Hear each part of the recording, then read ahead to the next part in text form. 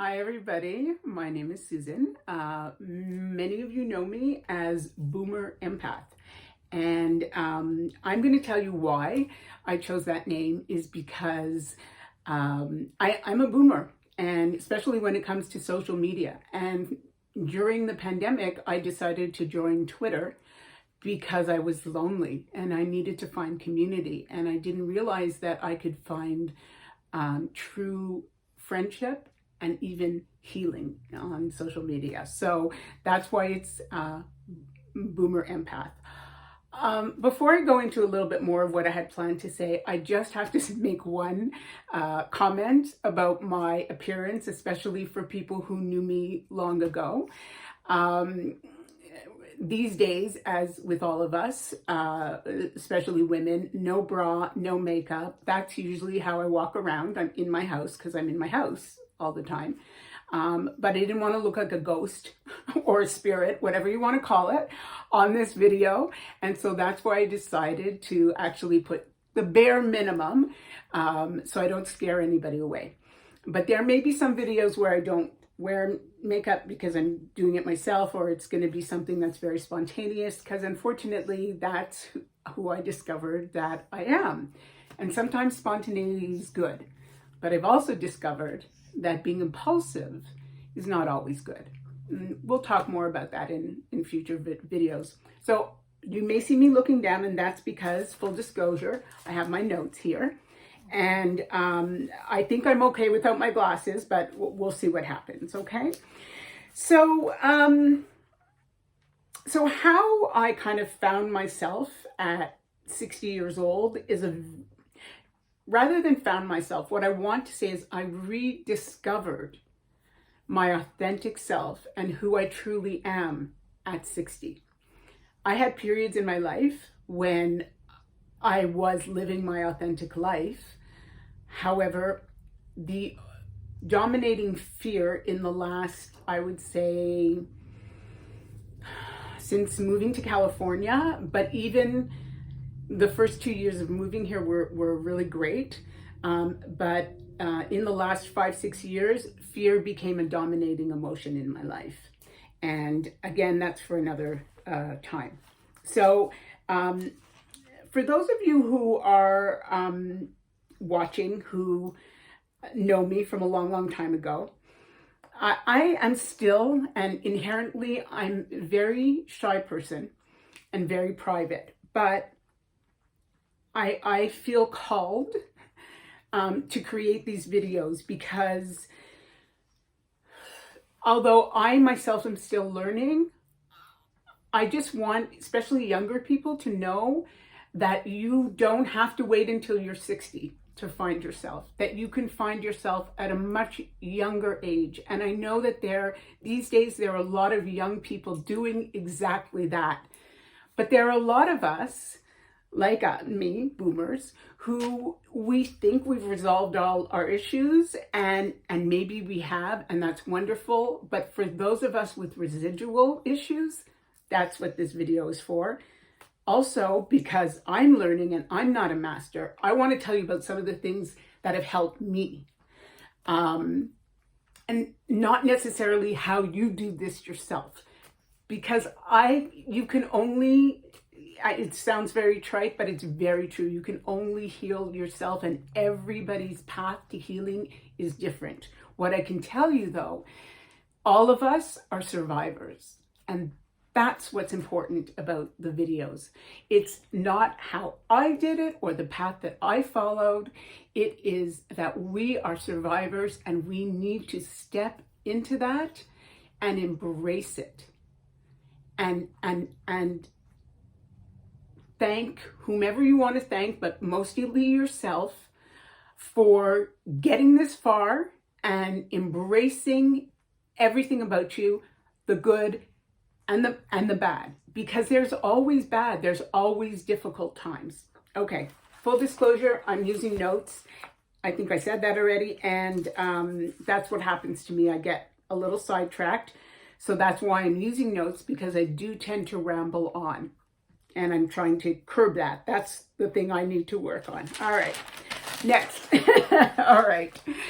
So I wanted to explain what an empath is. An empath is very different from being empathetic. Now, if you're an empathetic person, that itself is a huge gift to the people around you. Okay? Know that. You don't have to be an empath to be empathetic.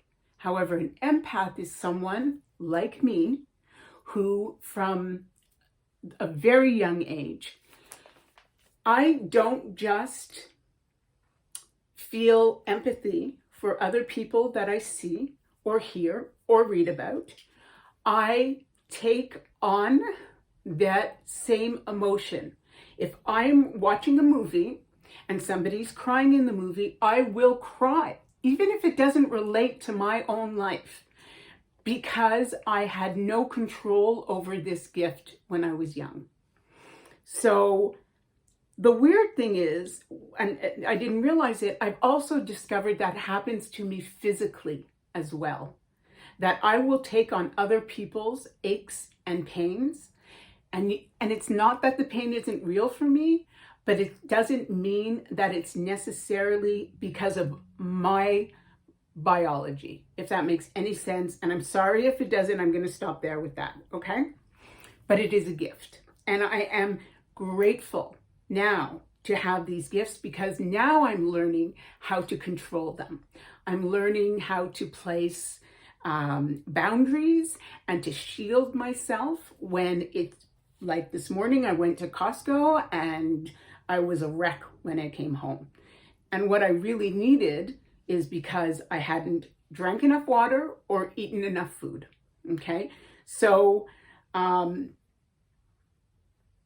me say about that when I posted on Facebook that I had lost 30 pounds during the pandemic, but I want you to know that it was not 30 healthy pounds. The first 20 were great, but this last 10 has been because I have been stressing out about making videos or how do I help people, and that's why making this video is so important to me, even if I don't make another, but I hope that I make others. Okay, just want to let that, you know that. Okay, so because empaths have this gift, when you start to realize it very young, and you have trauma in your life, whatever kind of trauma, it doesn't matter what it is. It could be somebody said a harsh word to you, because when you're an empath, you take what somebody says to you and you take it to heart and you believe it.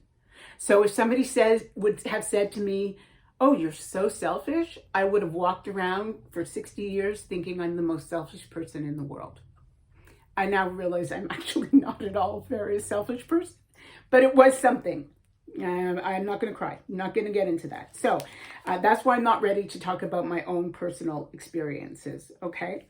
So, but again, I had to suppress those because of my personal circumstances, no one else's, my circumstances, how I interpret things. And so what happened was everybody just thought, "Oh, Susan is so sensitive."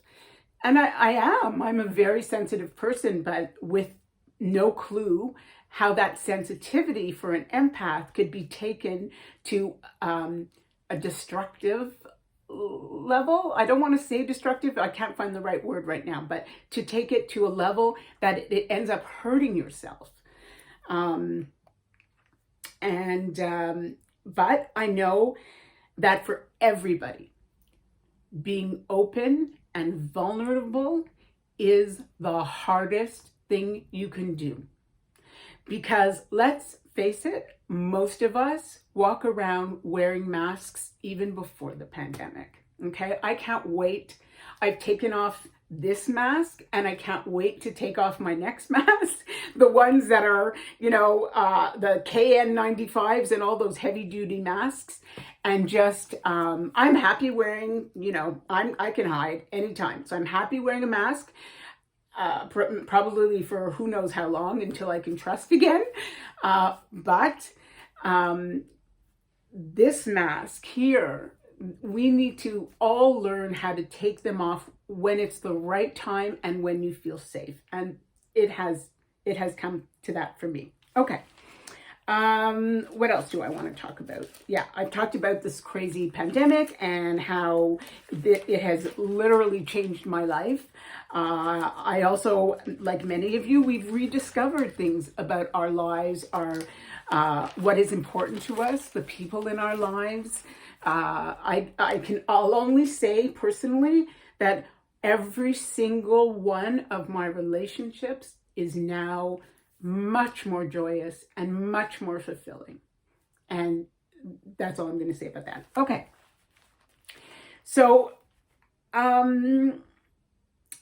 so I have, I'm doing this video, as I said, because I'm more than an empath. I am also a natural healer, and people who know me know that I'm always trying to fix everybody else's problems. Now I realize I cannot do that.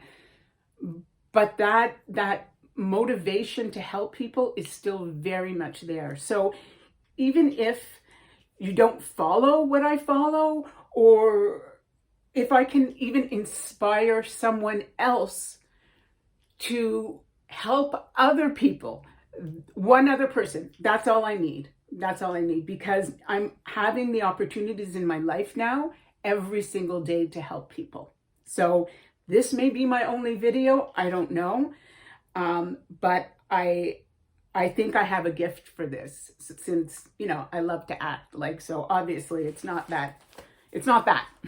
Okay. So if you decide that you're going to stick with my videos, I promise you that as my confidence grows in doing these, and I get more comfortable with the technology, and I don't have to involve everybody else in my household, including my dogs. You don't see them, but they're beside me. Then I'm hoping you'll find what you need. And that would be quite enough for me. Okay. So,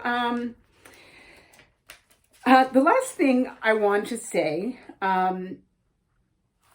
about both weight, I know this is going to sound strange, weight and what I am doing today, is that weight was always a huge issue in my life. I was very much a food addict. Everybody knows that, because you don't get to be 300 pounds. I don't know. I never knew how high I got because I didn't want to know. You don't get to be that size if you don't have something deeply, deeply gnawing at you. And I did. Ironically, one of the things was my weight. Okay. But this is what I have learned. I have learned that you can enjoy one piece of cake or one bite of cake if that's all you need. So as a diabetic, cake is not good for me. I know that. But I also know that I cannot live without cake in my life.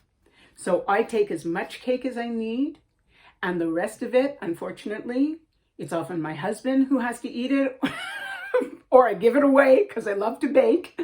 But I need cake in my life, and we all do. We all need to find that balance in life. Okay, I'm exhausted from this, so that's it for now. And I do hope, I have so many ideas of so many subjects and topics that I want to talk about. I'm trying to write them all down so I don't forget.